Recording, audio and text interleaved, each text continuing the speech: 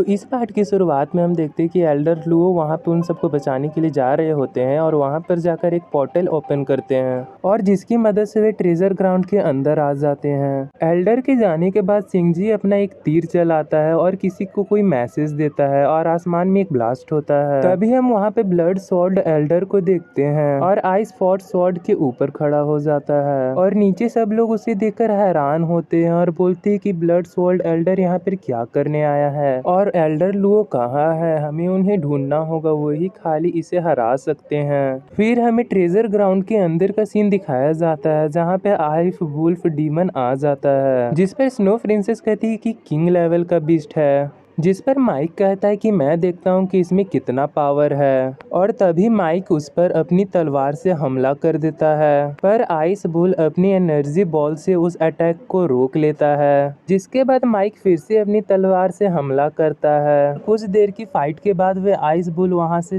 हार कर चला जाता है। आइस बुल के वहां से जाने ही के बाद हम देखते हैं कि एक और बीस्ट उस पोर्टल से बाहर निकल आया है जिस पर माइक हमला कर ही रहा होता है कि तभी वहां पर एल्डर लुओ आ जाते हैं और उस बीस्ट को हरा देते हैं। जिसके बाद एल्डर लुओ बर्निंग स्पील के पास जाते हैं जहां पर माइक और स्नो प्रिंसेस भी जाती है। तभी स्नो प्रिंसेस कहती है कि दादाजी ये क्या हुआ है यहाँ पर, जिस पर एल्डर लुओ बताते हैं कि किसी इंसान ने इसे डैमेज किया है। स्नो प्रिंसेस कहती है कि ब्लेड मास्टर के अलावा यहाँ पर वही एंटर कर सकता है जिसके पास टोकन हो और वे कहती है कि कौन होगा वो जिसने हमारी बर्निंग स्पेल को डैमेज किया है। जिस पर एल्डर लुओ कहते हैं कि इसके बारे में हम सिंगजी से पूछेंगे, हमें ये चिंता करनी चाहिए कि हम बर्निंग स्पेल को कैसे ठीक करेंगे। जिसके बाद वे अपनी फॉर्मेशन टेक्निक से बैनिंग स्पेल को ठीक करने लगते हैं। वे अपनी आइस लेजेंडरी स्वॉर्ड को अपने पास ला ही रहे होते हैं कि उन्हें एक लेजेंडरी स्वॉर्ड दिखती है और वे बोलती कि ये बहुत बुरा हुआ। इसके बाद वे एक पोर्टल ओपन करके उस ट्रेजर ग्राउंड से बाहर निकलकर उसी जगह पर चले जाते हैं जहाँ पर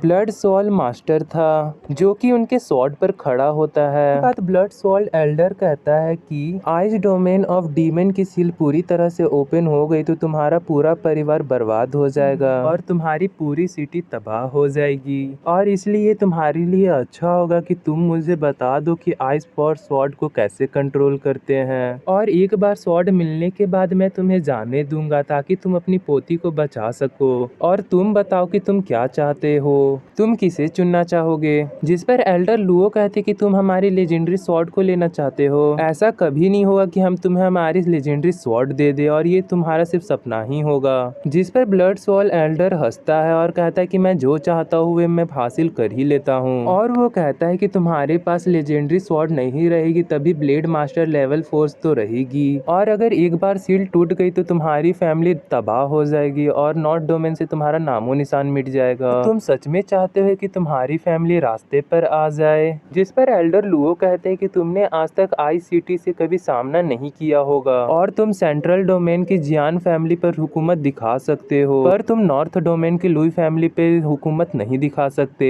भले ही तुम हमसे बहुत ज्यादा ताकतवर हो और जल्द ही कि तुम यहाँ पर आए हो स्वॉर्ड सेक्ट को मालूम होगा और 2 दिन से पहले स्वॉर्ड सेक्ट के एल्डर यहाँ पर आ जाएंगे और तुम चाहते हो हमारी लेजेंडरी स्वॉर्ड को लेना और हमारी फैमिली को मारना पर तुम ऐसा 2 दिन के अंदर नहीं कर पाओगे, क्या तुम सपना देख रहे हो। जिस पर ब्लड गोल एल्डर कहता है कि लुओ फैमिली की ताकत मुरझा गई है और तुम लोग लकी हो कि तुम लोग के पास लुई सिहान है जो कि तुम लोग की लास्ट होप है और हो सकता है कि वे ब्लेड मास्टर भी बन जाए और अगर वे सील टूट गई तो बहुत सारे बीस्ट वहां पर आ जाएंगे और वे 2 घंटा से ज्यादा सरवाइव नहीं कर पाएंगे। अब तुम सोचो कि तुम क्या करना चाहते हो, कि तुम स्वॉर्ड देखकर अपनी सिटी को बचा सकते हैं वरना तुम्हारे पोती और ये सिटी दोनों ही खत्म हो जाएगा। जिसके बाद हम देखते हैं कि दोनों लेजेंडरी स्वॉर्ड आपस में टकराती है जिस पे ब्लड सोल एल्डर कहता है कि तुम फैसला अपनी मर्जी से लो लेकिन ध्यान से लेना। जिस पर एल्डर लुओ कहते हैं कि मेरी चॉइस तुम्हें मारने को है इसलिए मैं सबसे पहले तुम्हें मारूंगा। जिसके बाद एल्डर लुओ अपनी पावर से वहाँ पर एक आइस ड्रैगन बनाते हैं क्योंकि उस ब्लड घोस्ट एल्डर पर अटैक करता है पर ब्लड घोस्ट एल्डर अपनी शील्ड से उससे बच जाता है और उन सबको हरा देता है। जिसके बाद ब्लड घोस्ट एल्डर कहता है कि अगर अभी भी एम्परर जिंदा होता तो वे मेरा मुकाबला नहीं कर पाता।